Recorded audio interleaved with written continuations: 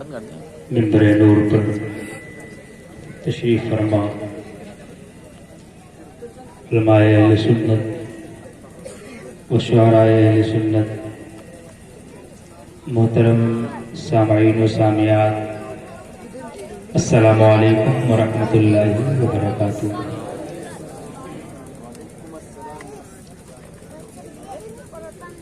الحمد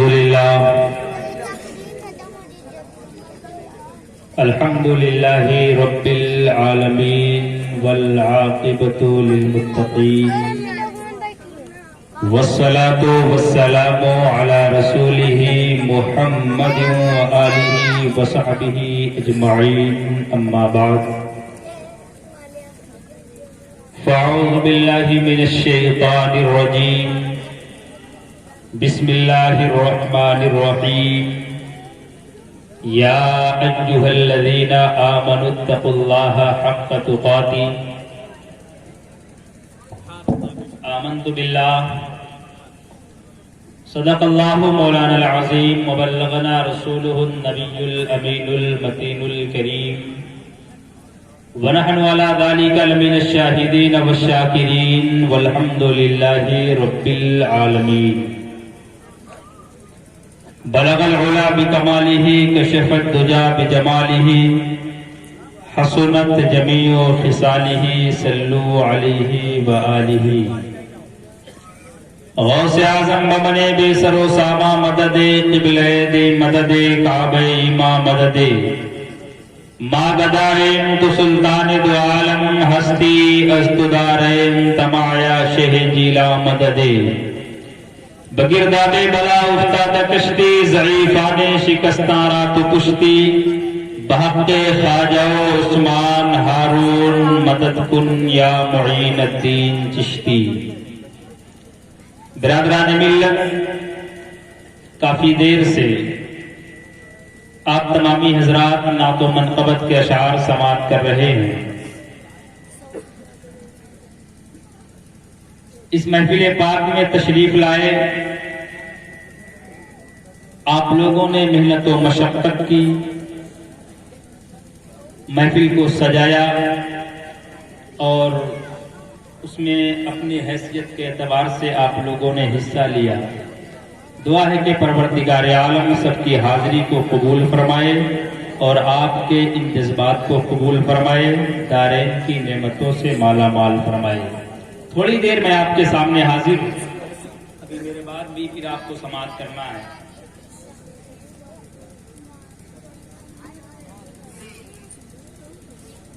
ایک شاعر کہتا ہے کہ زمین سے آسماں تک، آسماں سے لامکاں تک ہے۔ زمین سے آسماں تک، آسماں سے لامکاں تک ہے، کہاں کھولے ہیں گیسو یار نے خوشبو کہاں تک، کہاں کھولے ہیں گیسو یار نے خوشبو کہاں تک ہے۔ عقیدت و محبت کے ساتھ درود پاک کا نذرانہ پیش کریں۔ اللہم صلی علی سیدنا و معدن الجود والکرم وآلہ وصحبہ وبارک وسلم، صلاۃ و سلاما علیک یا رسول اللہ صلی اللہ تعالی علیہ وسلم۔ پروردگار عالم ارشاد فرماتا ہے، یا ایھا الذین آمنوا اتقوا اللہ حق تقاتہ، کہ اے ایمان والو اللہ سے ڈرو جیسا کہ اس سے ڈرنے کا حق ہے۔ مختصر سی گفتگو ہے، تھوڑی دیر آپ محبت کے ساتھ سماعت کر لیں کہ پروردگار عالم ایمان والوں سے خطاب کر رہا ہے، اور ایمان والا کسے کہتے ہیں؟ جس نے اللہ تبارک و تعالیٰ کی توحید کا، رسول اللہ صلی اللہ علیہ وسلم کی رسالت کا اقرار کیا ہو، آپ کی لائی ہوئی بات کی تصدیق کرتا ہو، اسے ایمان والا کہتے ہیں۔ اللہ تبارک و تعالیٰ ایسے بندے سے جس نے ایمان قبول کر لیا اس سے خطاب کر رہا ہے کہ اے ایمان والو تم اللہ سے ڈرو جیسا کہ اس سے ڈرنے کا حق مقامات ہے. آج آپ دنیا کا جائزہ لیں.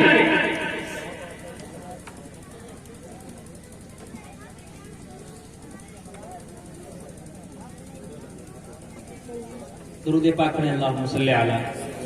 سیدنا مولانا وآلہ وصحبہ وبارک وسلم. پروردگار عالم فرماتا ہے اے ایمان والو اللہ سے ڈرو جیسا کہ اس سے ڈرنے کا حق. کئی مقامات پر اللہ تبارک و تعالیٰ نے ایمان والوں سے خطاب کرتے ہوئے فرمایا کہ تم اللہ سے ڈرو. ایک سوال پیدا ہوتا ہے انسانی ذہن اور انسان اپنی فکر اور سوچ کے اعتبار سے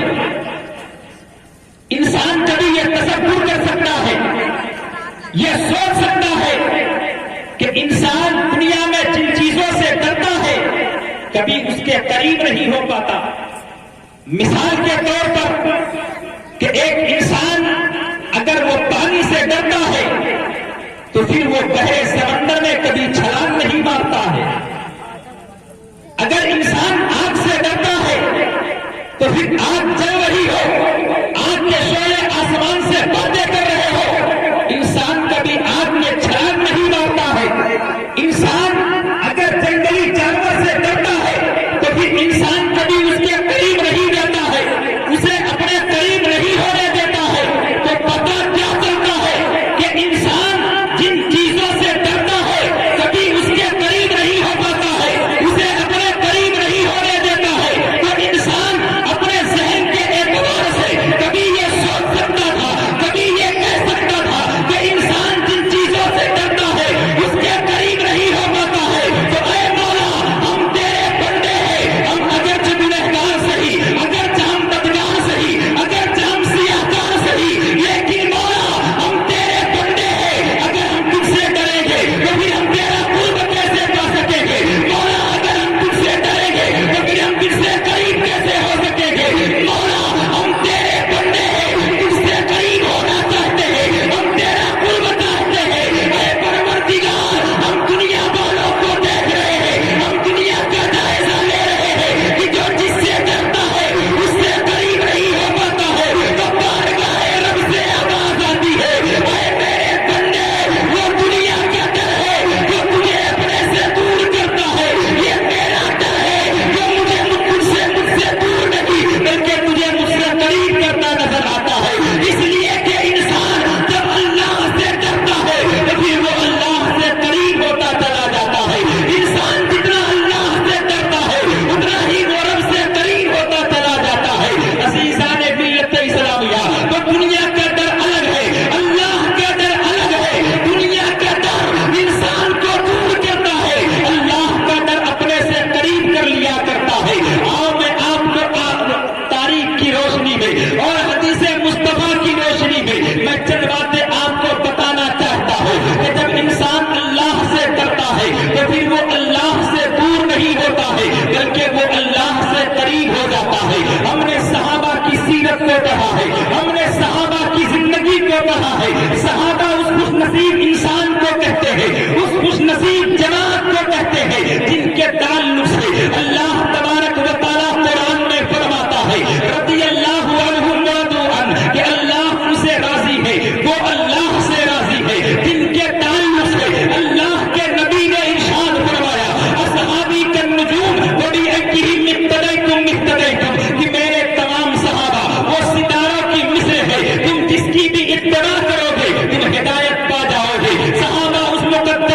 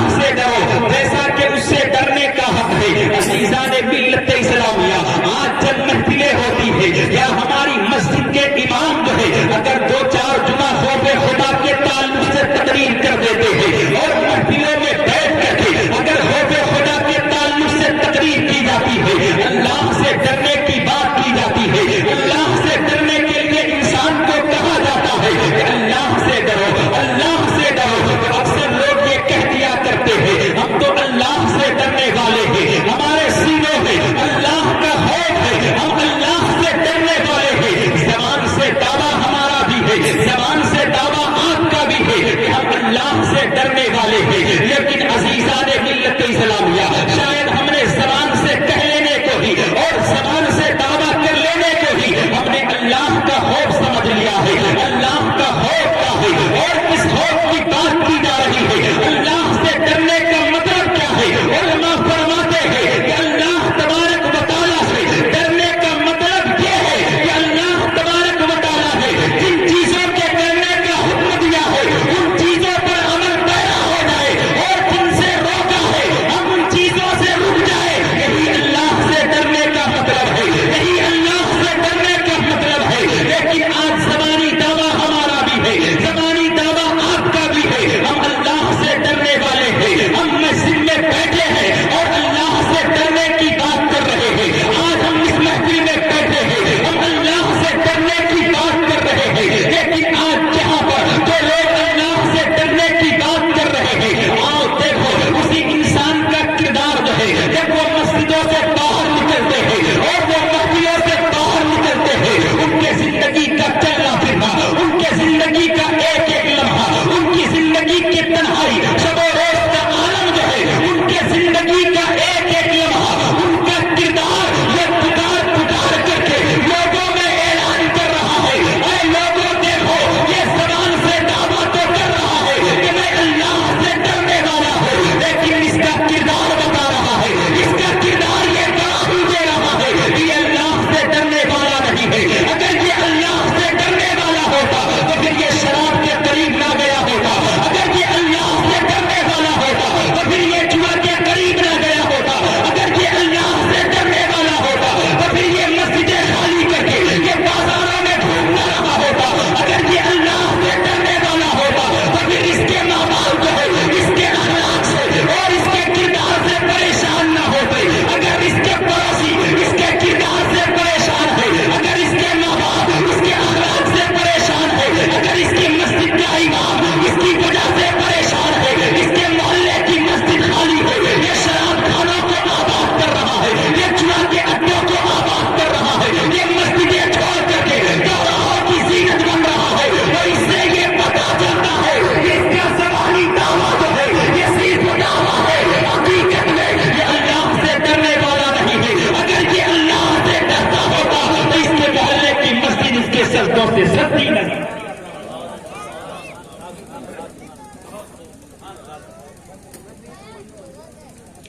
अज़ीज़ान मिल्लत इस्लामिया, अल्लाह तबारक व तआला से डरे। अल्लाह से डरने का मतलब ये है, थोड़ी देर की गुफ्तगू में मैं अपने इल्म के एतबार से मैं चंद बातें आपके सामने रखना चाहता हूँ। अल्लाह तबारक व तआला मुझे सच बोलने की और आपको उस पर हमको अमल करने की तौफीक अता फरमाए। अल्लाह से डरने का मतलब ये है कि अल्लाह से डरने यानी अल्लाह तबारक व तआला ने जिन चीजों के करने का हुक्म दिया है हम उन चीजों पर अमल पैरा हो जाए और जिन चीजों से रोका है हम उन चीजों से रुक जाए। यही अल्लाह से डरने का मतलब है। अगर आपका दावा है, हमारा दावा है, तो फिर दावे में हम सच्चे बने और दावे में हम बिल्कुल पुख्ता और दुनिया के सामने जो है जैसी हमारी ज़बान चलती है उसी एतबार से हमारा किरदार भी बोलना चाहिए कि वाकई अल्लाह से डरने वाले हैं। इसलिए अल्लाह तबारक व तआला का डर जो है अपने सीनों में पैदा कर ले। ये खौफे खुदा और ये अल्लाह का डर जो है ये ऐसी कीमती दौलत है और ऐसा कीमती सरमाया है कि जब इंसान के सीने में अल्लाह का खौफ पैदा हो जाता है, इंसान अल्लाह से डरने वाला हो जाता है, तो फिर अल्लाह तबारक व तआला अपने ऐसे बंदे को ऐसी शान अता फरमाता है कि फिर अल्लाह अपने उस बंदे को न कभी किसी के कदमों में गिरने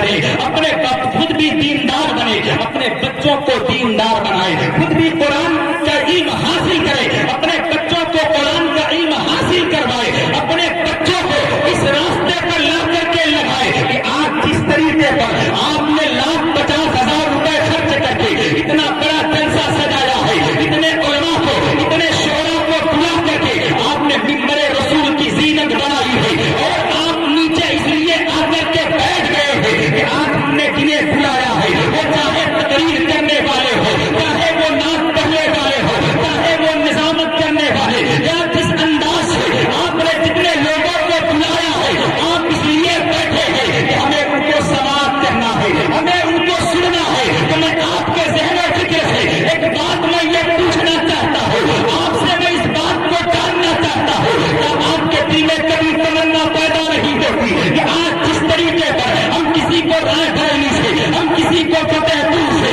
ہم کسی کو الہ آباد سے بلا کر کے اپنے گاؤں میں اپنے اسٹیج پر دکھا کر کے ہم نیچے بیٹھ کر کے ان سے سنتے ہیں, کیا آپ کے دل میں چاہت پیدا نہیں ہوتی, کیا آپ کے دل میں کبھی خیال نہیں پیدا ہوتا کہ کاش کے جب کوئی میرا بیٹا ہو وہ اپنے وقت کا عالم دین بنے, حافظ قرآن بنے, اور وہ شاعر بنے, وہ مکمل بنے, وہ خطیب بنے. اس طریقے پر ہم دوسرے کو بلا کر کے سن رہے ہیں, کاش اپنے بیٹے کو بھی سن سکتے, کاش اپنے بیٹے کی تقریر کو بھی سماعت کر سکتے. آپ یہ یقین کر لیں, اگر آپ نے اپنے بچوں میں اتنا شعور بیدار کر دیا ہے, اپنے بچوں کو اتنا دین سکھا دیا ہے, اتنا بچوں کو پڑھا دیا ہے کہ اگر آپ کا بچہ اس ممبر رسول پر بیٹھ کر کے اور ممبر رسول پر اپنے نبی کی تعریف کرے گا, صحابہ کی تعریف کرے گا, اولیاء کی تعریف کرے گا, تو میرا یہ گمان ہے, میرا یہ یقین کامل ہے, آج آپ ہم سے سن کر کے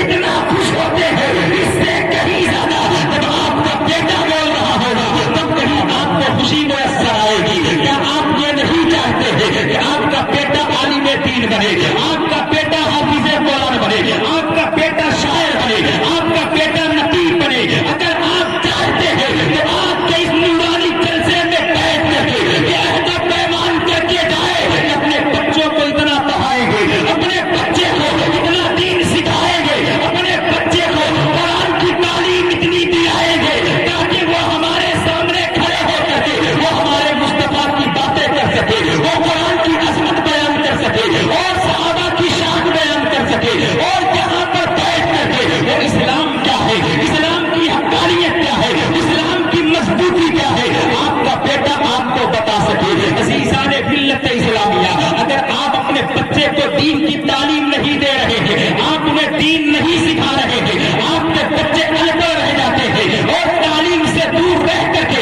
اگر وہ برائیوں کی طرف چلے جاتے ہیں, اگر وہ معاشرے کی جا کر کے گندگی بنتے ہیں, اگر وہ معاشرے میں گندگی پھیلاتے ہیں, تو پھر اس کے ذمہ دار صرف وہ نہیں ہے بلکہ اس کے ذمہ دار کہیں نہ کہیں آپ بھی بنیں گے. اور وہ بیٹے اور وہ بیٹیاں جو قیمت بغیر وہ جہنم میں اگر جائے گی تو پھر آپ بھی اس سے بچ نہیں سکتے ہیں, آپ کو بھی ان کے ساتھ جہنم میں جانا ہوگا. رات محترم مگر زبانی دعویٰ ہے, ہم اللہ سے ڈرنے والے ہیں, تو یہ عقیدہ بنا کر کے جائے اور وہ جو ہے اپنے دین میں یہ خیال لے کر کے جائے کہ خود بھی دین حاصل کریں گے, اپنے بچوں کو بھی دین حاصل کروائیں گے, اپنے بچوں کو قرآن کی تعلیم دو, اپنے بچوں کو دین سکھاؤ, اور اتنا انہیں قرآن کی تعلیم دو, اتنا ضرور بتاؤ کہ کل جب آپ کا انتقال ہو جائے آپ کا بیٹا جو ہے وہاں پر کھڑے ہو کر کے اپنی مسجد کے امام کا انتظار نہ کرے, کسی مولوی کا انتظار نہ کرے, وہ وہاں پر کھڑے ہو کر کے وہ کسی اور کے آنے کا انتظار نہ کرے, بلکہ جب آپ کا جنازہ تیار ہو آپ کا بیٹا بردستہ یہ کہہ کر کے آگے بڑھ جائے کہ اے لوگوں یہ جنازہ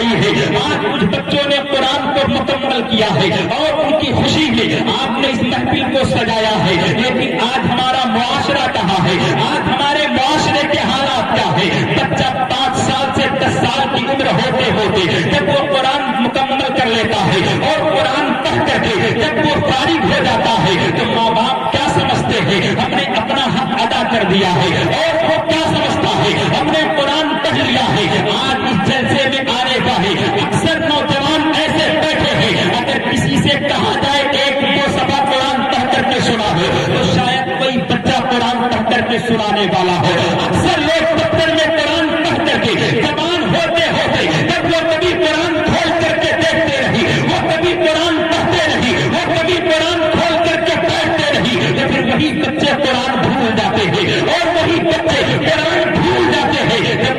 جب وہ جوان ہوتے ہیں انہیں قرآن پڑھنا نہیں آتا ہے۔ پھر ایسے حالت میں، ایسے وقت میں اور ایسی گھڑی میں ہوتا کیا ہے؟ جب ان کے بوڑھے ماں باپ کا انتقال ہو جاتا ہے، اب وہ اس لائق نہیں ہوتے ہیں کہ وہ اپنے باپ کے لیے دوبارہ پڑھ کے وہ فاتحہ کروا سکے، اپنے باپ کی قبر پر کھڑے ہو کر کے وہ جا کر کے فاتحہ پڑھ سکے، اپنے ماں کی قبر پر کھڑے ہو کر کے وہ جا کر کے فاتحہ پڑھ سکے۔ حضرات محترم، آج آپ نے دیکھا ہوگا اور آج آپ دیکھتے بھی ہیں اکثر نوجوانوں کا حال کیا ہے کہ آپ نہ قرآن سے دور ہو، نہ اپنے بچوں کو قرآن سے دور ہونے دیں۔ آپ کے گاؤں میں مسجد بھی ہے، آپ کے گاؤں میں مدرسے بھی ہے، اور جو ہے آپ کے گاؤں میں مدرسہ بھی ہے، اور وہاں پر محنت و مشقت کرنے والے حافظ و قاری بھی موجود ہے۔ آپ ان کے پاس بھیج کر کے اپنے بچوں کو قرآن کی تعلیم دلوائے اور اپنے مسجد کے امام کا، اپنے مدرسے کے مدرس کا بھرپور خیال رکھے، ان کی خدمت کرے۔ جب آپ ان کی خدمت کریں گے، آپ کے بچے جو ہے جب اس چیز کو دیکھیں گے، آپ کا معاشرہ دیکھے گا، تو آنے والی نسل بھی اسی راستے پر چل پڑے گی۔ اس لیے کہ آنے والی نسلیں جو ہے، آج ہمارے پاس جو علم ہے، آج آپ کے پاس جو علم ہے، خیر یہ منبر نور پر جتنے لوگ تشریف رکھتے ہیں ان لوگوں نے کتابیں پڑھی ہے، مدرسے میں 10 سال وقت گزارا ہے، اور قرآن کریم پڑھ کر کے اور دیگر کتابیں پڑھ کر کے ان لوگوں نے علم حاصل کیا ہے۔ لیکن جتنے لوگ یہاں پر حاضر ہیں ان میں 90% لوگ ایسے ہیں جن کے پاس جو ہے پڑھا ہوا علم نہیں ہے، جن کے پاس پڑھا ہوا علم نہیں ہے۔ اگر انہیں نماز پڑھنے کا معاملہ ہے تو وہ بھی کسی دوسرے سے پوچھ کر کے یاد کرتے ہیں، ان کے پاس کتابیں پڑھنے کا وقت نہیں، ان کے پاس کتابیں کھول کر کے بیٹھنے کا وقت نہیں۔ اکثر 90% لوگوں کے پاس جو ہے جتنا علم ہے وہ مسجد کے امام جو جمعہ میں بیان کرتے ہیں، یا کبھی ایسی محفلیں ہو جاتی ہے، ان محفلوں میں آ کر کے وہاں پر چند باتیں سیکھ کر کے جب وہ اسے یاد کر لیتے ہیں اور وہی ان کے زندگی میں معمولات بن جاتے ہیں اور اسی کو وہ اپنے معاملات کو آگے بڑھاتے رہتے ہیں۔ 90% کا یہی معاملہ ہے۔ تو آج آپ نے اس سے کیا اندازہ لگایا؟ کیا آپ کبھی تنہائی میں بیٹھ کر کے یہ سوچتے نہیں آج ہمارا یہ حال ہے، آج ہماری کیفیت یہ ہے، اگر ہمارا یہی حال رہا تو پھر آنے والی نسل کا کیا حال ہوگا؟ اگر آج ہم قرآن نہیں کھولتے ہیں تو پھر ہم اپنی اولاد سے کیا امید رکھتے ہیں کہ وہ قرآن کھول کر کے کبھی پڑھے گی؟ کہ اس سے پہلے کہ آپ کے اولاد جو ہے آپ کے لیے کوئی مصیبت کھڑی کر دے، اپنے بچوں کو قرآن سکھا دو۔ جب آپ جو ہے انہیں قرآن سکھا دیں گے تو پھر قرآن انہیں سب کچھ سکھا دے گا۔ بچوں کو قرآن سکھانا ہے، قرآن انہیں سب کچھ سکھا دے گا۔ آپ اپنے بچوں کو قرآن پڑھنا سکھائے، قرآن کا علم دلوا دے، پھر قرآن انہیں نماز بھی سکھا دے گا۔ قرآن جو ہے انہیں قرآن کا ادب بھی سکھا دے گا۔ قرآن جو ہے انہیں شراب کی نحوست کیا ہے اور شراب کیوں حرام ہے، کس لیے حرام ہے، قرآن انہیں یہ بھی سکھا دے گا۔ دعا بازی کے نحوست کیا ہے، قرآن انہیں سب کچھ سکھا دے گا۔ بس شرط یہ ہے آپ اپنے بچوں کو صحیح قرآن کی تعلیم دلائیں، قرآن سکھائیں۔ جب وہ قرآن سیکھ جائیں گے، وہ قرآن پڑھ لیں گے تو پھر قرآن انہیں سب کچھ پڑھا دے گا، قرآن انہیں سب کچھ سکھا دے گا۔ پروردگار عالم ارشاد فرماتا ہے یا ایھا الذین آمنوا اتقوا اللہ حق تقاتی، اے ایمان والو اللہ سے ڈرو جیسا کہ اس سے ڈرنے کا حق ہے۔ دعا ہے مولا کریم اس سے بولنے میں، کسی کے سننے میں کوئی خطا بات ہوئی